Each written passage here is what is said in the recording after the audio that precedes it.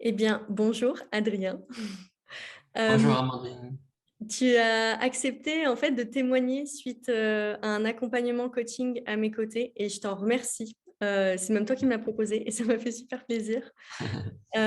D'autant plus plaisir, parce que, je trouve ça toujours beau de voir des transformations et on va en parler. Pour moi, c'est une grande source d'inspiration. Avant qu'on commence, est-ce que tu as envie de te présenter pour les personnes qui te regardent là, qu'on puisse, savoir Ouais, ce qui t'anime? ok. Eh bien, me présenter, c'est jamais facile de se présenter, mais je suis Adrien. J'ai un parcours de vie dans lequel je suis passé par beaucoup d'étapes. Notamment, j'ai été prêtre dans l'Église catholique. Après, j'ai quitté. J'ai rencontré une femme merveilleuse avec qui on fait des projets incroyables qu'on est en train de réaliser. Et voilà, c'est ma présentation. Hem, donc, ta femme, c'est, ta compagne, c'est Eloa, heu, Eloa, ouais. que j'ai accompagnée aussi, juste avant et vous avez un projet commun qui est, Terre de vie, Terre d'amour, qui est un projet de, est-ce que tu pourrais nous le décrire, ce projet commun qui vous anime? Oui, Terre de vie, Terre d'amour, c'est une idée qui a germé en nous il y a 7 ans à peu près. Donc ça fait longtemps qu'on pense, on voulait créer un centre de ressourcement, un centre spirituel, un centre pour venir se poser, poser ses valises, à la fois se détendre, s'apaiser, se reposer et à la fois travailler sur soi, s'enrichir, évoluer. Et on a eu du coup l'opportunité de se décider l'année dernière et puis ensuite tout un parcours pour mettre en place le centre qui va grandir petit à petit. Là, on va emménager dans les lieux. Il y aura encore beaucoup de choses à faire, à installer, mais on va emménager dans quelques jours. Donc là, on est vraiment sur la transition, le départ et aussi l'idée du coaching pour moi, bah, c'était m'accompagner dans cette transition pour complètement renouveler ce que je faisais. Donc, mon métier de base par le passé, ces dernières années, c'était d'être hypnothérapeute. Et je sentais le besoin de faire évoluer, voire de passer complètement à un niveau supérieur, à quelque chose qui me fasse encore plus vibrer, parce que j'aime bien ce métier. Il a un potentiel très intéressant en termes de thérapie, mais j'avais en moi quelque chose qui avait besoin de pouvoir émerger, mais qui était comme dans le brouillard. Et voilà le pourquoi du parcours. Et Terre de vie, Terre d'amour, du coup, eh ben, c'est un lieu. Nous, on a notre maison. À côté, il y a un gîte. À côté, il y a encore différents espaces. Il y a de la nature. Il y aura une salle de pratique dans le futur. Pour l'instant, c'est une grande serre qui va être aménagée par la suite. Et il y a de la forêt qui fait partie du lieu, de la forêt qui est très ouverte, avec en son centre un tout petit arbre, et comme une sorte de cercle qui était déjà là, déjà prévu. Et on a eu on a dû beaucoup persévérer en fait. On était dans l'énergie, on avait tout programmé, tout visualisé, on ressentait tout. C'est vraiment notre lieu, on le sentait depuis le début. D'ailleurs, on a visité un lieu et c'était celui-là. Et par contre, en termes de banque, de financement, c'était pas du tout la même chose. Donc, humainement, il fallait pouvoir tenir, euh, croire en fait, être fidèle à notre énergie, à ce qu'on a mis dans la matière. On a eu beaucoup de refus de banques, de tout ça. Et puis, grâce à un courtier qui a su comprendre vraiment le projet et à une banquière qui a su comprendre vraiment le projet également, bah ça y est, ça se met en place. Et donc, il y a tout cet espace dans la forêt, une forêt en fait qui a été plantée par l'agriculteur qui était sur les terres il y a 30-35 ans en arrière. Du coup, c'est une forêt qui est quand même très ouverte. Donc, cette sensation à la fois d'avoir de la nature, de la forêt, des arbres et puis une énergie hyper particulière. Mmh. Eloa, ma compagne, aime bien mentionner le fait que c'est comme un centre énergétique, hein, une sorte de point d'acupuncture sur la Terre qui va rayonner. Et moi, j'avais besoin de m'ouvrir à mon moi spirituel que j'avais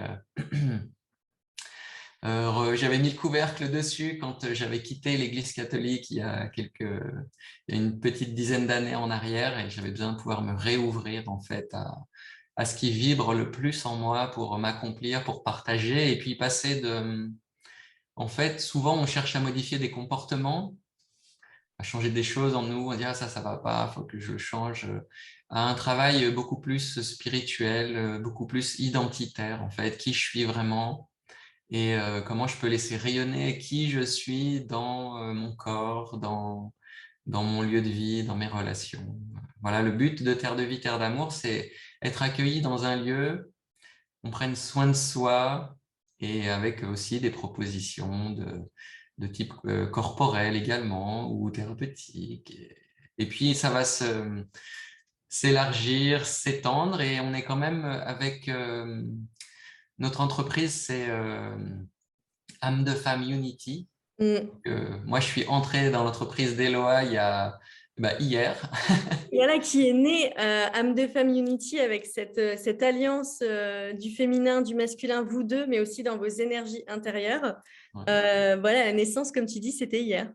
Exactement, ouais. Concrètement, dans le cœur, ça date un petit peu d'avant, mais vraiment là, c'était hier, surtout pour Eloa. Et l'idée aussi, ben, c'est de rayonner en fait pour soutenir les femmes, soutenir l'équilibre en fait entre l'énergie féminine et masculine que chacun d'entre nous on a à l'intérieur de soi, mais on est souvent dans un déséquilibre, Mm. qu'on soit un homme ou une femme d'ailleurs. Et moi, j'ai envie d'œuvrer aussi auprès des hommes pour le service à la fois des hommes et en même temps des femmes. Mm. Et quand on s'est eu au téléphone avant de démarrer l'accompagnement, du coup, tu me racontais que tu avais eu plusieurs périodes de vie, donc la période de vie en tant que prêtre au service. Ensuite, il y a eu quand même cet acte je trouve, de grande souveraineté, quoi, de quitter l'Église catholique pour devenir hypnothérapeute et accompagnant d'une manière globale. Et là, tu sentais qu'il y avait une nouvelle identité qui était en train d'émerger. Tu touchais du doigt quelque chose, mais ce n'était pas vraiment matérialisé ou vu. Et je me souviens, quand on a eu cet appel téléphonique, moi, j'entendais une petite voix qui disait « Non, mais je suis leader, guide spirituel et voilà, permettre l'expansion des messages d'une manière beaucoup plus grande et plus vaste. » Et c'est là-dessus qu'on a cheminé ensemble pendant l'accompagnement. Est-ce que tu as envie de raconter un peu des étapes clés ou des choses clés qui se sont passées à l'intérieur de toi? Il s'est passé beaucoup de choses à l'intérieur de moi, mais là, ce que je trouve intéressant quand tu reprends la parole, c'est ce qu'on vit dans le coaching, en fait. Mm. Je trouve que tu révèles vraiment les trésors qu'on a en nous. C'est comme vraiment une capacité d'écoute et de mémoire, en fait. Il y a une écoute vraiment dans la présence de l'instant, et puis il y a un tissage avec ce qui s'est passé auparavant, Mm. et du coup, qui donne de la clarté. Moi, c'est ce que j'ai beaucoup aimé dès le départ, c'est on vit notre vie, donc parfois on a quand même la tête dans le guidon, on essaie de prendre du recul et le coaching, ça m'a déjà, la première chose, ça m'a permis comme de relever la tête et de voir encore plus loin, d'avoir plus de clarté sur la vision des choses que je voulais vivre, mettre en place, des relations que je voulais tisser avec les autres. Donc, par exemple, il y a eu des moments de visualisation, donc d'intériorisation, avec d'être en fait sur le lieu ou de vivre différents moments en lien avec mon évolution, qui ont été très forts.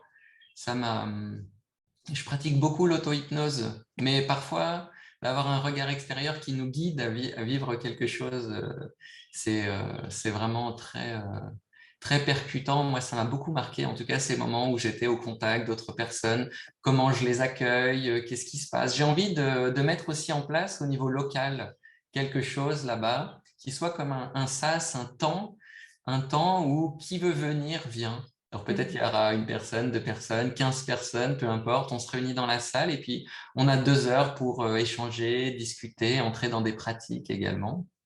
Donc tout ça, ça m'a vraiment rendu les choses beaucoup plus concrètes que je les ressentais avant, plus dans l'énergie, on va dire. Et là, c'était encore plus matérialisable, plus enraciné, plus incarné. Voilà, dans les étapes. Et puis, il y en a eu beaucoup, hein, mais c'est souvent donc des prises de conscience qui ont eu comme un effet immédiat de se matérialiser en moi. Ça, c'est comme petite. J'ai souvenir d'un film un peu comique de Astérix et Cléopâtre où Obélix, il a jamais vu pousser des arbres. Et puis, il balance des graines et l'arbre, il pousse et d'un coup, il est super haut. Et Astérix, il est super surpris. Et Obélix, il se demande pourquoi Astérix, il est super surpris. Mais là, ça me faisait cet effet-là, c'est-à-dire il y a une graine qui est lancée Mmh.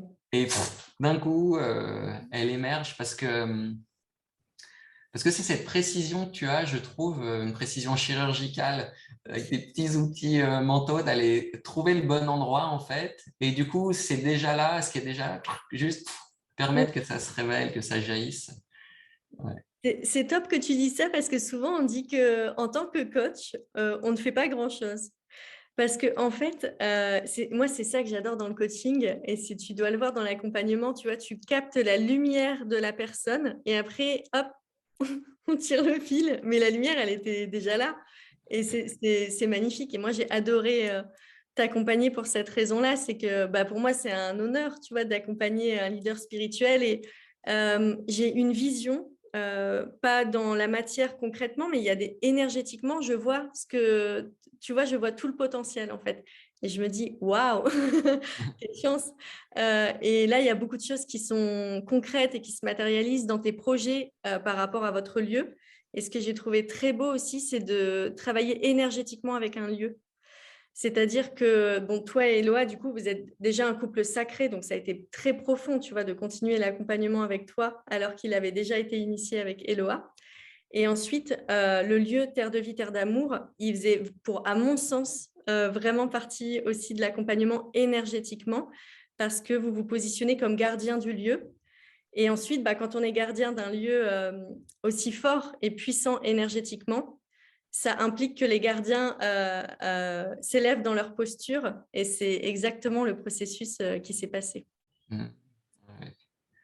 C'est, c'est au final, moi, ça m'a amené à me reconnecter à mon prêtre intérieur. Je pense qu'on a tous un prêtre intérieur. C'est pas une question d'intermédiaire directement. Des fois, on peut voir le prêtre comme un intermédiaire, mais à un moment donné, dans les énergies qui sont en moi, dans les énergies du leader, dans les énergies de... Pour moi, c'était vraiment cette vibration. J'ai une vie très quasiment monastique, en fait. Je suis comme un moine avec une famille, mais c'est ce qui se passe dans beaucoup de pays, hein. Par exemple, je regardais un reportage intéressant sur les pierres au Japon, la manière dont qu'ils utilisent pour agencer les pierres. Et il y a un architecte hyper connu, là, j'ai pas le nom en tête, mais c'est un nom japonais hyper connu. Et lui, il fait vraiment du travail de grande ampleur avec des immenses pierres. Et c'est comment il les équilibre avec ce côté éternel, en fait, qui est là dans la structure des pierres. Parce que pour un humain, une pierre, elle passe pas. Elle est là, et elle sera toujours là, surtout si elle est grosse. Et lui, du coup, bah, il les mettait. Puis en fait, ils sont les abbés de ce monastère, même s'il est architecte en même temps.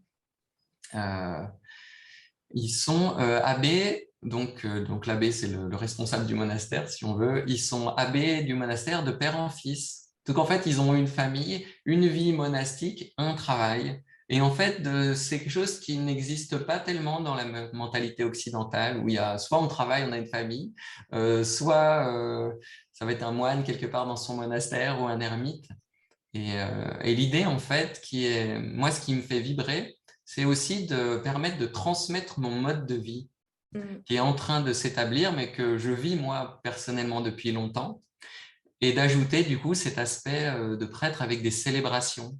Mm. C'est-à-dire, par exemple, on se réunit dans la forêt autour du petit arbre, peut-être qu'il y aura un autel de pierre d'ici là, et puis on célèbre la gratitude, on célèbre le plan divin qui nous veut vraiment du bien, qui nous ouvre le cœur pour être dans l'amour inconditionnel, qui nous colle et nous révèle à notre âme profonde pour avancer, en fait, à notre vraie identité, à un chemin tout différent d'être dans la lutte quotidienne pour se perfectionner comme souvent en développement personnel, mais de prendre les choses en fait à la source, à la base, et d'apprendre en fait fondamentalement en tout premier lieu à s'aimer. Ouais. Mm. Et c'est là où ce que vous avez créé, ce que vous êtes en train de créer, va devenir un exemple et un modèle encore plus dans cette alliance féminin-masculin où vous travaillez beaucoup dans les vibrations en énergétique. Et notamment, on a vu pendant l'accompagnement ta posture de leader qui s'incarne en fait énergétiquement, qui se déploie et ensuite qui se matérialise. Et dans cette alliance aussi de la loi, de la structure, du cadre. Là, du coup, la création de l'entreprise de cette manière-là, le fait que tu prennes ta place dans la gestion financière de l'entreprise, dans la structuration en tant que gestionnaire, les différents pôles, en fait.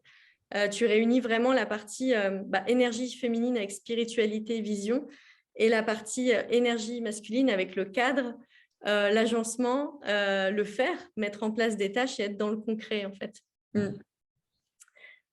Merci beaucoup pour ce parcours qu'on a pu partager. C'était vraiment incroyable. C'était vraiment génial.